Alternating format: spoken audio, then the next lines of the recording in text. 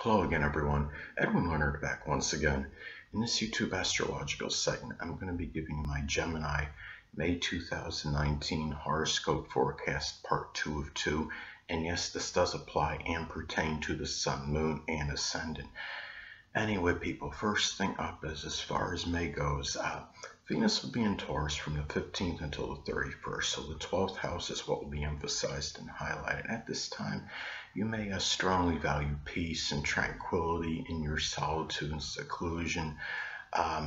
Could also be, if you're unwell, you might have a clandestine affair with a Taurus person. It could be a Taurus Sun, Moon, or Ascendant person, or simply one that embodies Taurus characteristics. It could be also a time where a Taurus connection, a relationship may drive you figuratively crazy at this time. It could also be about making money, generating income methodically in very deliberate fashion.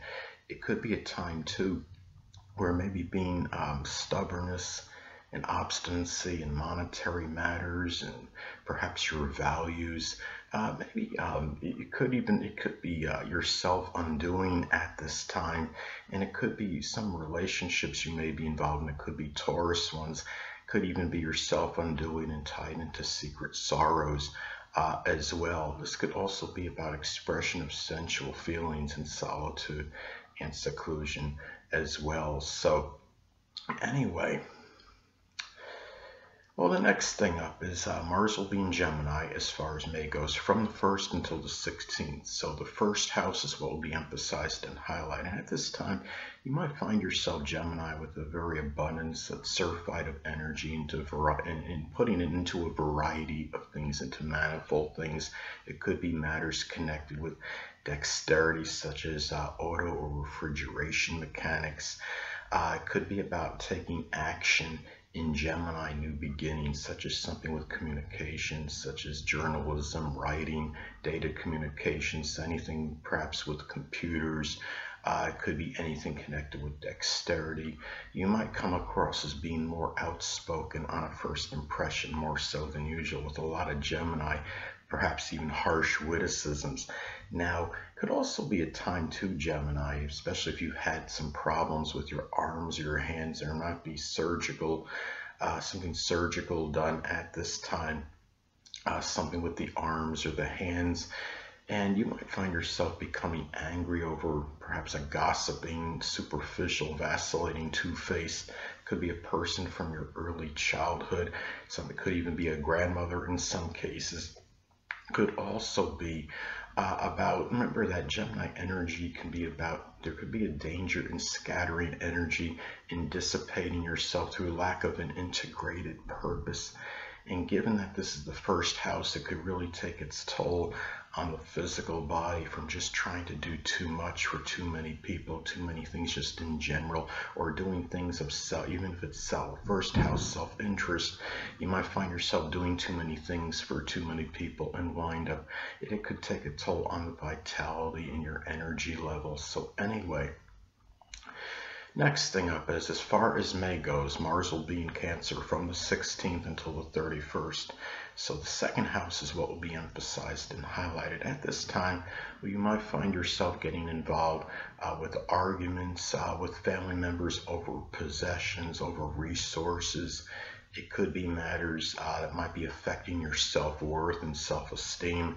You might find yourself too becoming maybe angry at a Cancer, Sun, Moon, or Ascendant person, or one that embodies Cancerian characteristics.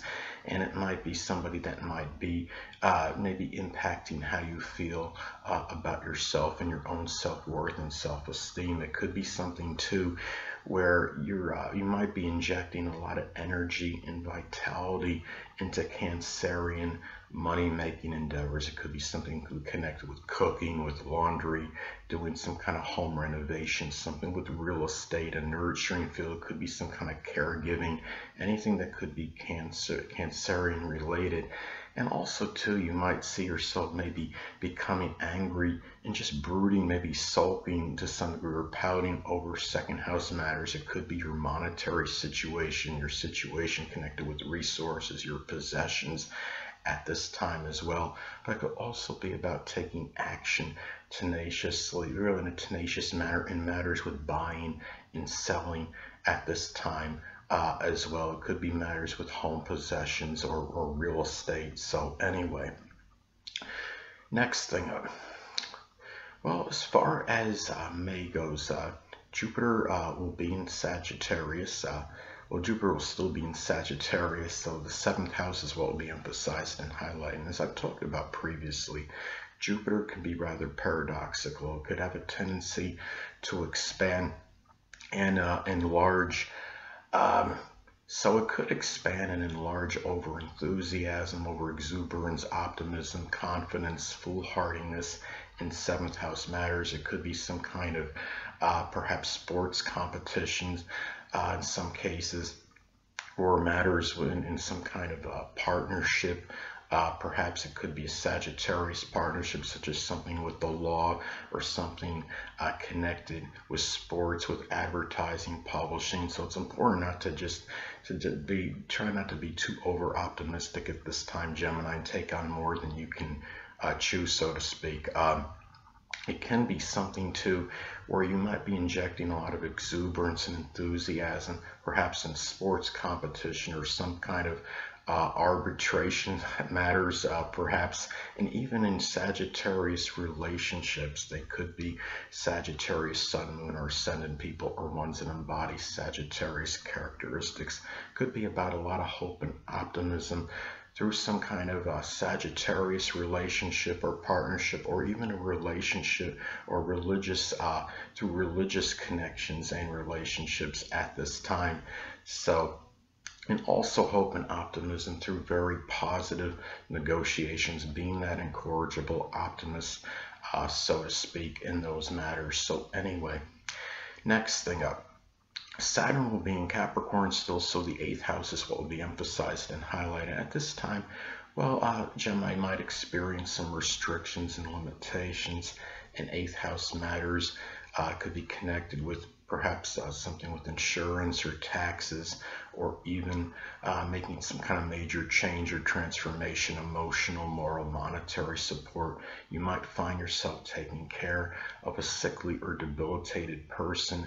That may be someone you're in an intimate or sexual relationship with. It could be in a shared resources scenario, and it might be something connected with the knees, the bones, or the joints, and make you feel somewhat melancholy and despondent. It could also be about taking responsibility for 8th house matters such as taxes. It could be an inheritance, insurance matters, and also too, older people might figure more prominently in making a major change or transformation, or maybe crisis situations at this time. It could also be about taking responsibility to debt. It could be taxes or some kind of, or maybe a credit card situation or debt at this time, and whether it's auspicious or whether you're you have, you know, maybe where you're able to do this easily or not. A lot of it can be predicated and dependent on aspects as next to points in your chart. A good aspect, say to Jupiter or even Venus, could indicate that you could have really, it could be more fortuitous for taking care of things of a monetary nature that's 8th house related, by taking responsibility for it, again, such as something with taxes or a credit card debt. So anyway, next thing up, Uranus will be in Taurus still, so the 12th house is what will be emphasized and highlighted. Now at this time, this may manifest in Taurus friendships, perhaps driving you figuratively crazy. You might be dealing with some kind of unusual or persistent stubborn mental illness in very isolated cases. Could be about perhaps Uranus type hidden adversaries. It could be people in astronomy, astrology, aerospace, even rocket science in some cases, electronics, computers, innovators. And also be careful for non-conforming behavior. Can be tied into one's self-undoing at this time, and you might experience more disruptions in sleep at this time, and even in your private life. I mean, Gemini is restless to begin with in many cases, and the thing about it is this could only add insult to abject misery and exacerbate that tendency to maybe have difficulties with sleep. I would imagine there's probably more sleepwalkers that have Gemini prominent in their chart, Sun, Moon, or Ascendant, than any other sign, if I had to venture a guess on that. And also, this could be about perhaps either, in some cases, this could manifest in some kind of internet or social media restrictions that could be very stubborn, so to speak, and persistence. And non-conforming behavior, again, could lead to one's self-undoing at this time. Hold on a moment, people.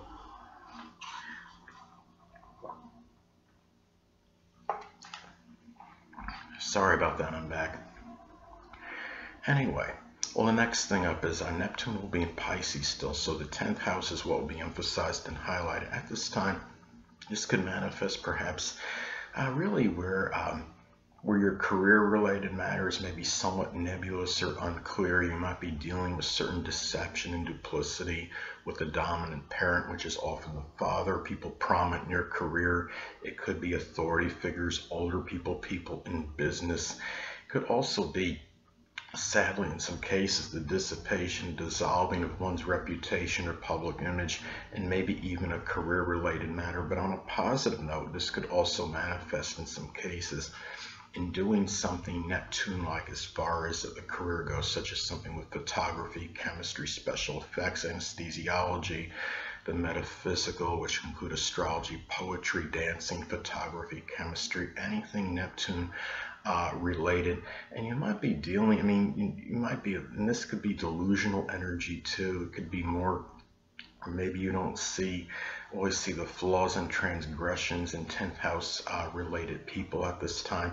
And remember, Neptune energy could be somewhat lethargic and dreamy, and really more about fantasizing a lot than actually doing.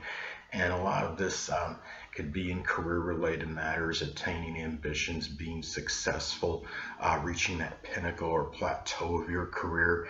And the thing is, a lot of this, again, could be predicated dependent on aspects, as makes the points in your chart. And adverse aspects, say, to your Sun, to your Ascendant or natal Mars, could reaffirm this and give greater propensity for more about fantasizing, doing things 10th house related than actually acting on them. So anyway, last but not least, Pluto will be in Capricorn still, so the 8th house is what will be emphasized and highlighted.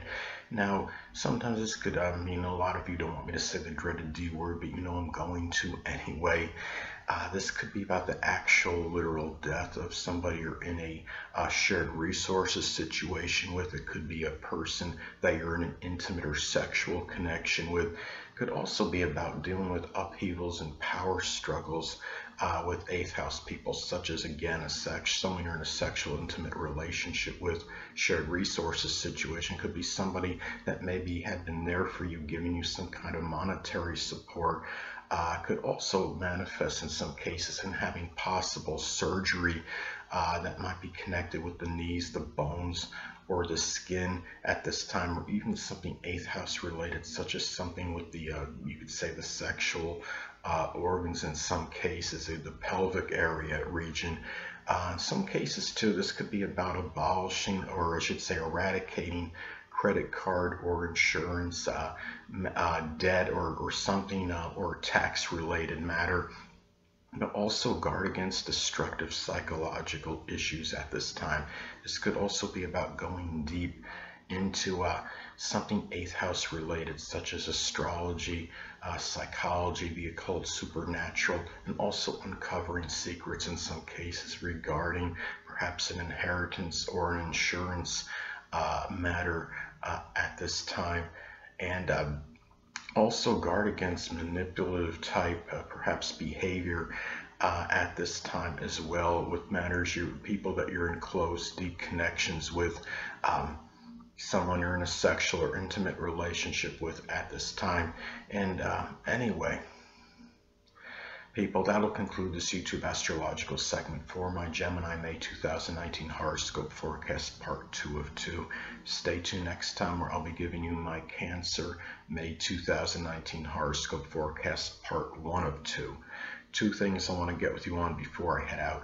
Firstly, the stars may impel but do not compel. And secondly, never isolate any single astrological element, aspect, planetary placement, position, configuration, influence, or what have you, and make an analysis of a person, astrologically speaking, based on this alone, because astrologically speaking, the person is the sum of all their components in their natal chart and not just one. Until next time, people, stay well.